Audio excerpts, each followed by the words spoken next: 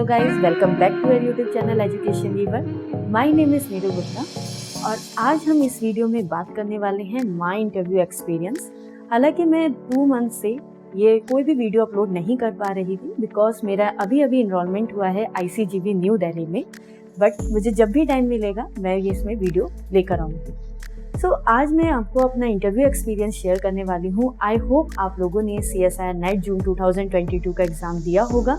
Answer की भी उसकी रिलीज हो गई है और आपके बहुत अच्छे मार्क्स आए होंगे और आई होप आपका ये एग्ज़ाम क्लियर हो जाए एंड ऑल द बेस्ट जिनने भी एग्ज़ाम दिया है। जब ये एग्ज़ाम आपका क्लियर हो जाता है, जो लोग इस सोच रहे हैं कि हमें PhD करनी है और सबसे बड़ा आपको ये स्टेप तो पार करना ही पड़ेगा जो कि इंटरव्यू का होता है।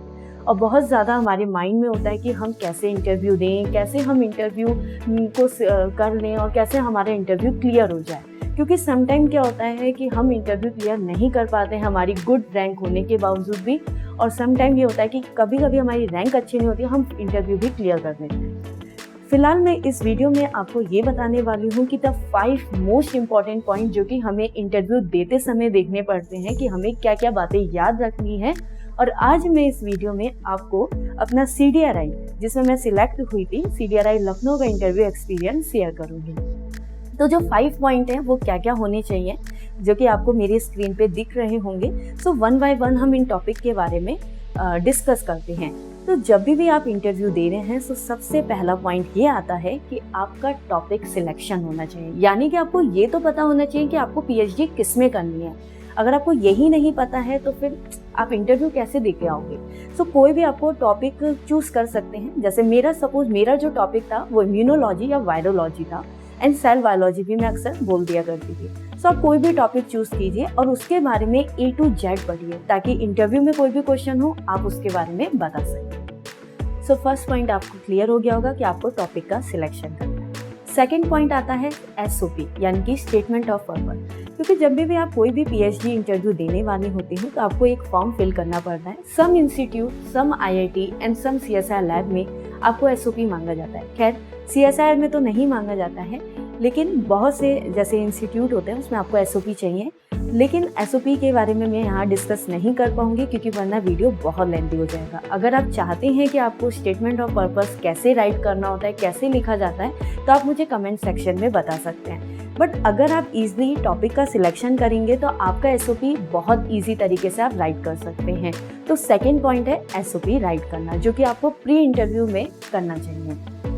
थर्ड पॉइंट है हमारा कॉन्फिडेंस। आपका कॉन्फिडेंस लेवल बहुत अच्छा होना चाहिए।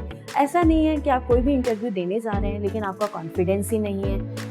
आप अगर आपका टॉपिक सिलेक्शन है तो आपको ऑटोमेटिकली कॉन्फिडेंस आएगा, लेकिन अगर आप बहुत सारे इंटरव्यू भी देते हो ना तो आपका और भी ज़्यादा कॉन्फिडेंस बिल्ड हो जाता है। मैं आपको यही सजेशन दूंगी कि आप एक चीज़ और भी कर सकते हैं कि पहला आप ये भी सिलेक्ट कर सकते हैं कि आपको किस इंस्टीट्यूट से, या तो आपको किसी इंस्टीट्यूट से PhD करनी है या किसी यूनिवर्सिटी से PhD करनी है या फिर CSIR लैब से।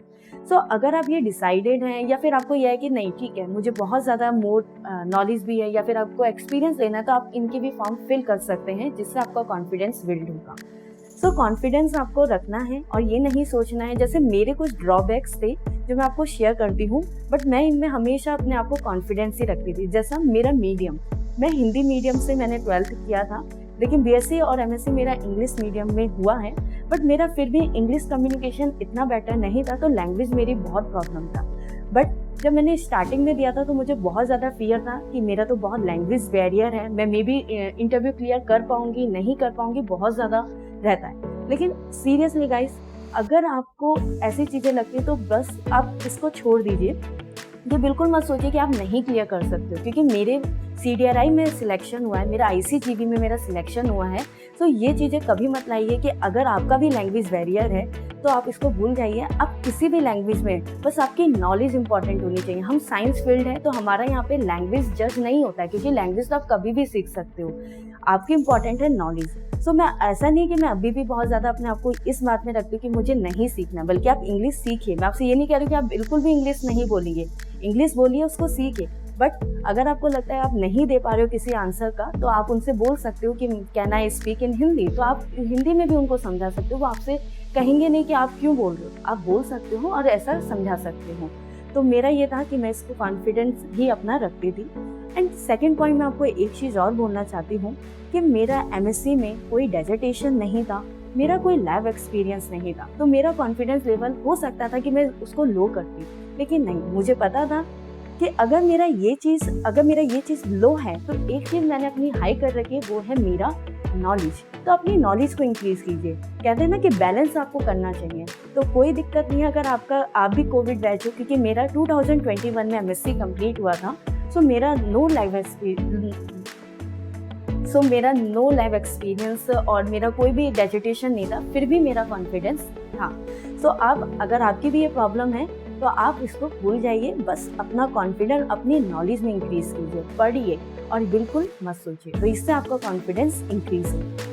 सो गाइज, जो फोर्थ पॉइंट है वो है पेशेंस। आपको पेशेंस में रह के, मतलब आपको बहुत ही ज़्यादा, ऐसा नहीं है कि अगर आपसे इंटरव्यूअर कोई भी क्वेश्चंस बोलता है तो आपको ऐसा नहीं है कि आंसर आपको बहुत जल्दी देना है, बल्कि आपको काम रह के आंसर दे सकते हैं। आप अपने माइंड मेकिंग कर सकते हैं आंसर की, क्योंकि आप जो भी क्वेश्चन बोल रहे हैं वो आपको पता हो कि आप कौन से वर्ड हैं और आपको उसके बारे में नॉलेज होनी चाहिए।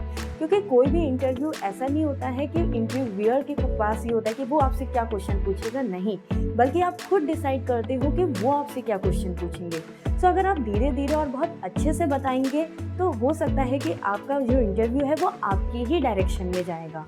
और इम्पॉर्टेंट बात ये भी आती है कि कभी भी आपको हड़बड़ाहट में आंसर नहीं देना है। आप जितना पेशेंस रह के, जितना काम रह के आप आंसर रिप्लाई करेंगे, आपका इंटरेक्शन और ज़्यादा अच्छा होगा।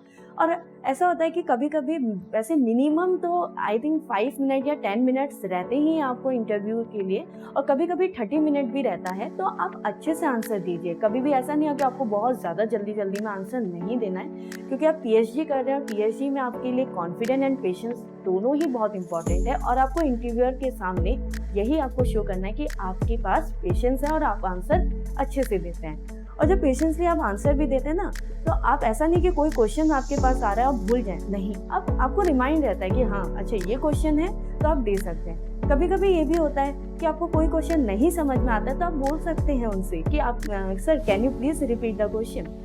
आप पोलाइटली उनसे बोलिए तो वो आपको रिपीट करके भी देंगे। सो कोई हड़बड़ाहट नहीं रखनी है और पेशेंस से रह के आपको इंटरव्यू में आंसर देनी है। सो गाइस, 5th पॉइंट ये आता है कि ड्रेसअप इम्पॉर्टेंट है या नहीं। ठीक है, ये ड्रेसअप का तो मेरा पर्सनल एक्सपीरियंस है।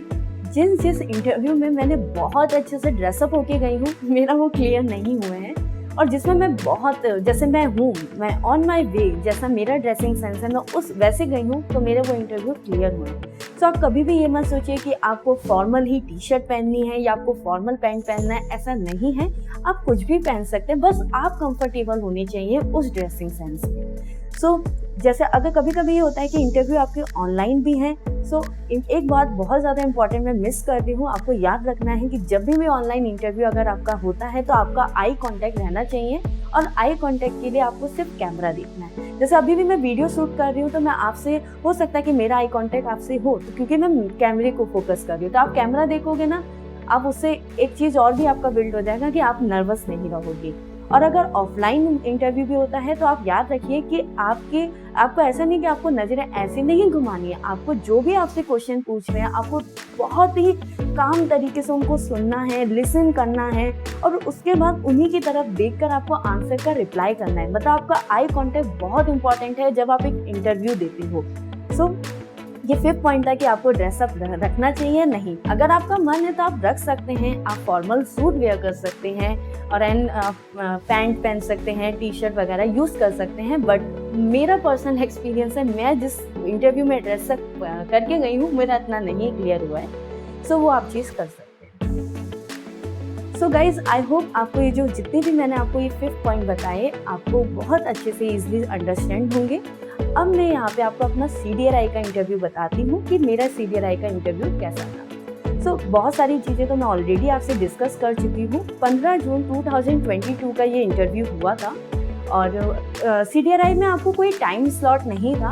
हमसे 11 बजे से 5 बजे के बीच में मेरा टाइम स्लॉट दे दिया था, और मैं 11 से 5 बजे तक ऑनलाइन मोड था, तो मैं वहीं बैठी हुई थी और इंटरनेट कनेक्शन प्रॉपर रखा हुआ था मैंने।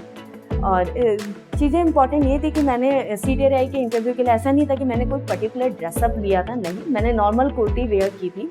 और ये भी इम्पॉर्टेंट बात था कि जैसे इंटरव्यू स्टार्ट हुआ था, क्योंकि मैं 11 बजे से बैठी थी और मेरा इंटरव्यू 5 बजे स्टार्ट हुआ था, जो कि 10 मिनट्स का चला था। तो आप सोच सकते हैं कि मैंने कितना पेशेंस रखा था, मेरा कितना पेशेंस ऑलरेडी बिल्ड हो चुका होगा उस टाइम पे। सो ऐसा कोई दिक्कत नहीं है, बट ये चीज़ें भी इम्पॉर्टेंट है जो कि आपको सीखनी चाहिए।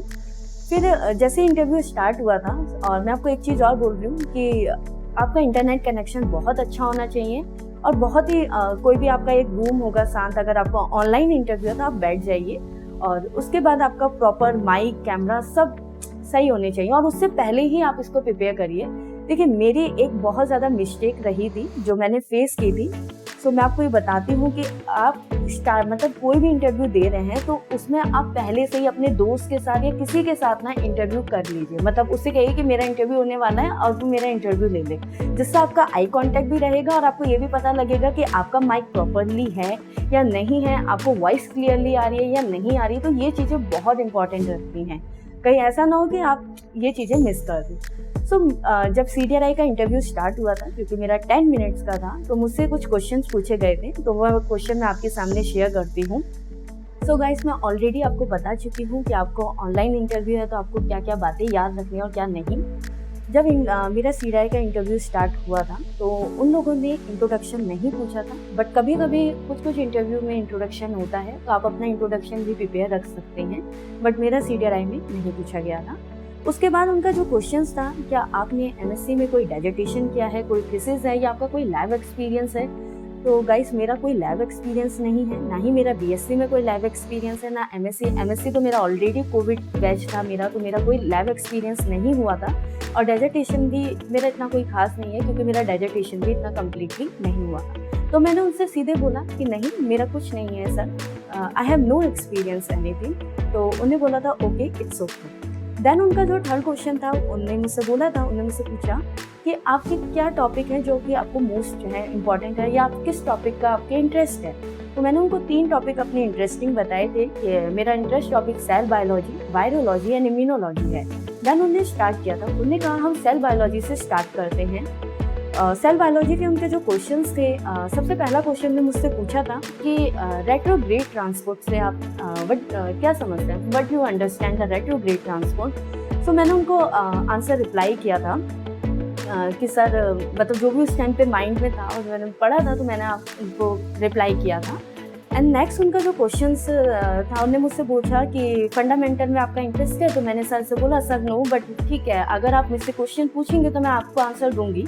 तो उन्होंने मुझसे क्वेश्चन बहुत ही ईजी पूछा था, बट आई नो मैंने उनका आंसर गलत दिया था। उन्होंने मुझसे बोला था कि transcription, do you know transcription. मैंने कहा sir yes, DNA to RNA formation is known as a transcription. तो उन्होंने मुझसे क्वेश्चन पूछा था कि जब DNA से RNA फॉर्मेशन होता है तो किस पॉलीमरेज की हेल्प से होता है। तो मैंने गलत बोल दिया था कि DNA पॉलीमरेज, जो कि एक गलत है आंसर। बट उन्होंने मुझसे बोला था कि sure yes sir your answer. मैंने कहा सर यस, मतलब मैंने कॉन्फिडेंटली बोला कि यस सर, मैं बहुत श्योर हूँ।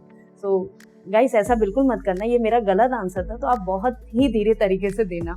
एंड थर्ड उनका क्वेश्चन था कि अच्छा आपका इम्यूनोलॉजी में इंटरेस्ट है। सो उन्होंने इम्यूनोलॉजी से स्टार्ट किया था कि व्हाट इज एंटीजन। तो मैंने एंटीजन के बारे में उनको बताया था, और जब तक आपको आंसर तब तक देना चाहिए जब तक आपका कोई अनदर क्वेश्चन पुट ना हो। तो उससे क्या होता है ना कि सामने वाले को ये लगता है कि आप इंटरेस्टेड हो उस आंसर को देने में, और अच्छा आंसर दीजिए। ऐसा नहीं कि आप कुछ भी बोल रहे हैं, नहीं, बिल्कुल प्रॉपरली पॉइंट पे आंसर दीजिए। एंड नेक्स्ट जो उनका फाइनल था, मतलब क्वेश्चन था, हाइब्रिडोमा टेक्नोलॉजी से उन्होंने मुझसे पूछा था। और भी क्वेश्चन थे, आई होप मैं स्किप कर रही हूँ क्योंकि मुझे यही क्वेश्चन याद है कि उन्होंने मुझसे इस टाइप से क्वेश्चन पूछे थे। और हाइब्रिडोमा टेक्नोलॉजी में उन्होंने पूछा था कि क्या आप मेथड यूज़ करते हो और क्या क्या चीज़ें यूज़ होती हैं, तो वो चीज़ें थी। और जब मेरा CDRI का इंटरव्यू था तो एक्चुअल में बहुत ज़्यादा प्रॉब्लम, वॉइस की प्रॉब्लम बहुत हो रही थी, क्योंकि उनका आई थिंक प्रोजेक्टर था, तो बहुत सारे टीचर्स थे। आपको ये भी नहीं पता लग रहा था कि किस टीचर से मतलब वॉइस आ रही है, और आपका बहुत ज़्यादा डिफिकल्ट भी हो सकता है आई कांटेक्ट का। लेकिन नहीं, मैं बहुत ज़्यादा कॉन्फिडेंस थी, बहुत ज़्यादा पेशेंस था। हालांकि मैं 11 बजे से शाम के 5 बजे तक बैठी थी, बट फिर भी नहीं, मेरे को था कि इंटरव्यू तो देना है। अब 2 ही चीज़ें हो सकती हैं, या तो होगा या नहीं होगा। सो गाइज़, ये था मेरा इंटरव्यू एक्सपीरियंस जो कि मैंने आपको अपना शेयर किया है CDRI। और लकीली मैं सिलेक्ट हुई थी। और सिलेक्शन होने का मे बी रीज़न ये हो सकता है कि मेरा कॉन्फिडेंट और पेशेंस लेवल काफ़ी था, और ये जो 5 पॉइंट है मैंने काफ़ी ज़्यादा सीखे थे, बहुत सारे इंटरव्यू भी दिए हैं इसी वजह से। सो गाइज़, अगर आपको ये वीडियो अच्छी लगी हो तो आप प्लीज़ मेरे चैनल को सब्सक्राइब कीजिए एंड इस वीडियो को लाइक कीजिए एंड अपने दोस्तों को भी शेयर कीजिए जो इस फील्ड में तैयारी कर रहे हैं या जिनको इंटरव्यू से बहुत ज़्यादा डर लगता है। सो वो ये वीडियो काफ़ी ज़्यादा आप लोगों के लिए हेल्पफुल रहने वाली है। और आगे और वीडियो देखने के लिए please subscribe the channel and thank you for watching this video.